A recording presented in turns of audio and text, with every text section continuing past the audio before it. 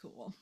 So, alrighty. So this week we are talking about being in a relationship whilst healing, and there's really, because we were chatting about it before we started recording, and Patrick brought up a really good point. Is it everybody in the relationship is healing? Is it just one person is healing? Is it one person with is and one person isn't?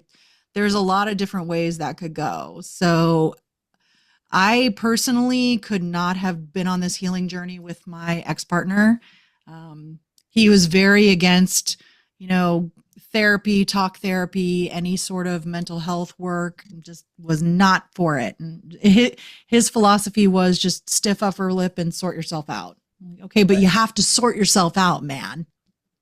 So I also will say it has become painfully, like almost physically painfully apparent when you start chatting with someone on a dating app and they say, "Oh, I've done the work." It's real apparent real fast if they haven't. And it's gross because that's not something you can fake your way through.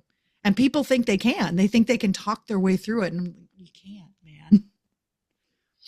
You're right about that. Definitely right about that. And I think that's the thing. Before we hopped on here, Tegan brought up that point was like, she said I couldn't have been in a relationship while I was healing, but now that I'm healed, I could be in a relationship with someone who is healing. So the question was, how is that fair in a way?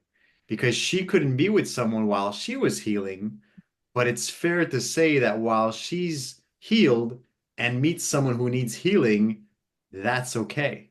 So if you guys don't mind, I would love to start that conversation off that way. Tegan, what do you think about that? About the fact that you couldn't feel that way when you were healing, but it's fair while you are healed to be with someone who is healing. What are your thoughts on that? That's to say that if I was with someone while I was healing, that person would have to have a secure attachment style. Okay. Because I don't think if they were another attachment style, I don't think I would have been able to fully be there for that person in the way that they needed whilst I was healing because I wasn't understanding who I was or what I was going through. So unless that person was secure, then yeah, I probably could have been. But the odds of that happening is very slim. So Because we know yeah. that secure attachment, I mean, already that percentage of people of that attachment style is very, very low right off the bat. Yeah. So Mm. your chances of you being healed and meeting someone that's already secure and has put in the work, like Mariah said before, um, I mean, those chats are very, very slim, right? So Yeah. what if you did meet someone where you're healed and you met an anxious attachment style? How would you go about that?